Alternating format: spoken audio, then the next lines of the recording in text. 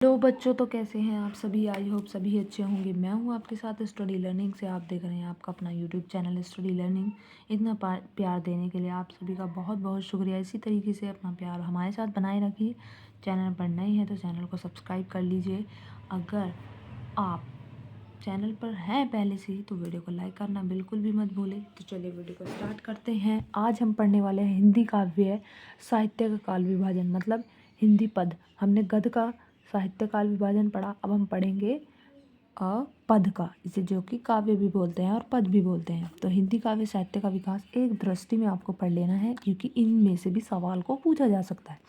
तो इनका पहले काल विभाजन पढ़ेंगे। काल और समय। आदि काल, जिसे वीरगाथा काल भी कहते हैं, जो सन 743 ईस्वी से 1343 ईस्वी तक। पूर्व मध्यकाल, जिसे भक्ति काल कहते हैं, सन 1343 ईस्वी से 1643 ईस्वी तक। उत्तर मध्यकाल, जिसे रीतिकाल भी बोलते हैं, सन 1643 ईस्वी से 1843 ईस्वी तक। आधुनिक काल, जिसे सन 1843 ईस्वी से निरंतर माना जाता है। तो ये चार आपके यहाँ पर काल हो गए: आदिकाल, पूर्व मध्यकाल, उत्तर मध्यकाल और आधुनिक काल, जिन्हें रीतिकाल, भक्तिकाल और विगाथा काल भी कहते हैं, और इनका ये समय है। तो इसमें से भी क्वेश्चन पूछे जा सकते हैं कि आदिकाल का समय बताइए, या भक्तिकाल का, या पूर्व मध्यकाल का। तो दोनों एक ही चीज़ है। अब पढ़ेंगे हम विभिन्न काव्य धाराओं की विशेषताएं, कवि एवं रचनाएं। ठीक है, तो चलिए पढ़ते हैं।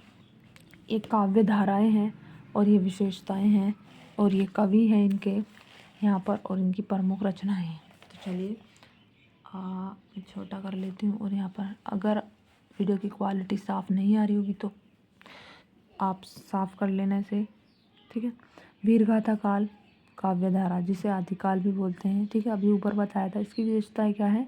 रासो ग्रंथों की रचना, वीर रस एवं श्रृंगार रस की प्रधानता, आश्रयदाताओं की प्रशंसा, डिंगल एवं पिंगल भाषा, प्रबंध एवं मुक्त दोनों प्रकार की रचनाएं। ये भी क्वेश्चन आता है कि बताइए वीरगाथा काल की, इनमें से वीरगाथा काल की विशेषताएं कौन कौन सी है। तो ये आपको पता होनी चाहिए। आप इनमें से ऑप्शन लगा देंगे। और कवि कौन है वीरगाथा काल के? चंद्रबरदाई। और इनकी प्रमुख रचना है पृथ्वीराज रासो।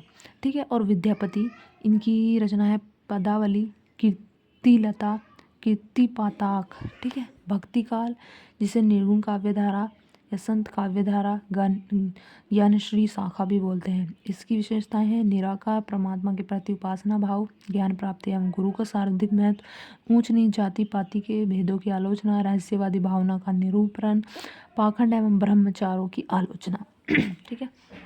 और इसके हैं संत कबीरदास, नानक देव, इनकी है बीजक, कबीर ग्रंथावली, कबीर वचनावली। यह है गुरु ग्रंथ साहिब। ठीक है। ये है सूफी काव्य धारा, जिसे प्रेम आश्रय शाखा भी बोलते हैं। प्रेम भावना द्वारा परमात्मा की प्राप्ति, लौकिक प्रेम से लौकिक प्रेम से अलौकिक प्रेम का सर्जन, हिंदू संस्कृति का चित्रण। ठीक है, ये सब जो है। और ये यहाँ पर इनके रचनाकार हैं जायसी, उस्मान और पद्मावत अखरावट, आखिरी कलाम चित्रावली। ठीक है, आई होप समझ में आ गया होगा आपको। अब हम ऊपर जाने वाले हैं और पढ़ने वाले हैं यहाँ पर विभिन्न कालों के प्रसिद्ध कवि एवं उनकी रचनाएं। ठीक है, मैं बड़ा कर लेती हूँ। विभिन्न कालों के प्रसिद्ध कवि एवं उनकी रचनाएं। आदिकाल के प्रमुख कवि कौन कौन से हैं? चंद्रबरदाई, नरपति नल्हा, दलपति विजय। और इनकी प्रमुख रचनाएं हैं पृथ्वीराज रासो, बीसलदेव रासो, खुमान रासो। ठीक है। भक्ति काल के हैं कबीरदास, सूरदास, तुलसीदास। बीजक कबीर ग्रंथावली, कबीर वचनावली, सूरसागर साहित्य लहरी, गोवर्धन लीला, सूर 25। तुलसीदास के श्री रामचरितमानस, विनय पत्रिका, जानकी मंगल, पार्वती मंगल, दोहावली, गीतावली। ठीक है। अब है रीतिकाल, जिसके प्रमुख कवि हैं आचार्य केशवदास, बिहारी और भूषण। इनकी है रसिक प्रिय, कवि प्रिय, नक्सिक। और यह बिहारी सतसई, शिवराज भूषण, शिवा बावनी, छत्रसाल दशक। आधुनिक काल है अयोध्या सिंह उपाध्याय, हरिओद, मैथिली शरण गुप्त, प्रिय प्रवास, रस कलश, पद प्रसून, साकेत, जयद्रथ वध, यशोधरा। और ये इतनी इम्पोर्टेंट है, ये जितने भी यहाँ पर ये दे रखा है विभिन्न काल के प्रसिद्ध कवि और उनकी रचना। इतना इम्पोर्टेंट है ये सीरियसली, अगर आप माने तो, क्योंकि यहाँ से बहुत सारे सवाल हिंदी पद में बनते हैं।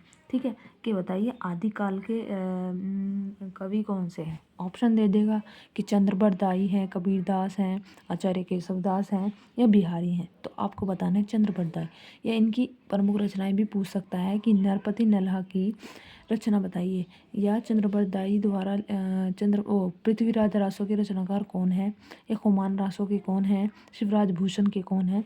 ठीक है, आई होप आपको पता ही लग गया होगा। देख लीजिए एक बार, इसे ज़रूर से याद कर लेना सभी बच्चे। और ये हमारी यहाँ पर काव्य धारा चल रही थी, लेकिन मैंने ऊपर का करा दिया था जो कि छूट गया था, है ना। काव्य धारा चल रही थी, निर्गुण काव्य धारा। अब आती है सगुण काव्य धारा। ठीक है, इसकी विशेषताएं आप यहाँ पर पढ़ ले, क्योंकि मैं पढ़ूंगी तो बहुत लंबी वीडियो हो जाएगी और आप लोग नहीं देखेंगे, मुझे पता है। आप लोग बहुत ही आलसी टाइप के बच्चे हैं। ये कवि हैं इनके, और इनकी प्रमुख रचनाएं हैं। ये कृष्ण भक्ति काव्य धारा है, इसकी रचना विशेषताएं हैं, और इनके कवि और इनकी प्रमुख रचनाएं। ये रीतिकालीन काव्य धारा है। ये विशेषताएं इनकी ज़रूर से पढ़ लेना प्यारे बच्चों, क्योंकि इनमें से भी सवाल पूछे जाते हैं। इतने इजी सवाल वो नहीं देंगे जितने आप समझ रहे हैं, इस टाइप से भी वो सवाल देते हैं कि बताइए रीतिकालीन काव्य धारा की प्रमुख विशेषताएं बता, मतलब प्रमुख तो नहीं देगा वहाँ, तो ऑप्शन वाले टाइप क्वेश्चन आते हैं कि रीतिकालीन काव्य धारा की विशेषताएं बताइए। तो एक इसमें से दे देगा, या एक इसमें से, एक इसमें से, एक इसमें से। तो आपको सही ऑप्शन बताना है। तो आपने अगर पढ़ रखा होता आप सही ऑप्शन बता देंगे, अदरवाइज नहीं बताएंगे। आधुनिक कविता है, ये छायावादी काव्य धारा है, ये प्रगति काव्य धारा है, और ये प्रयोगवादी काव्य धारा है। ठीक है, ये सब आप यहाँ पर इनको पढ़ लेंगे। आई होप वीडियो आपको पसंद आई होगी। एक ही दृष्टि में आपने हिंदी पद का इतिहास देख लिया है। इनकी महत्वपूर्ण कृतियाँ, उनके रचनाकार मैं आपको करा दूंगी। इसमें विधा नहीं होती है, ठीक है, बस इसमें कृतियाँ और उनके रचनाकार होते हैं, है ना। तो मैं ये आपको करा दूंगी नेक्स्ट वीडियो में। आई होप वीडियो पसंद आई होगी तो वीडियो को लाइक कर देना। चैनल पर नए हैं तो सब्सक्राइब कर लीजिए, ताकि वीडियो सबसे पहले आप तक पहुँचे। लव यू टू ऑल, मिलते हैं नेक्स्ट वीडियो में।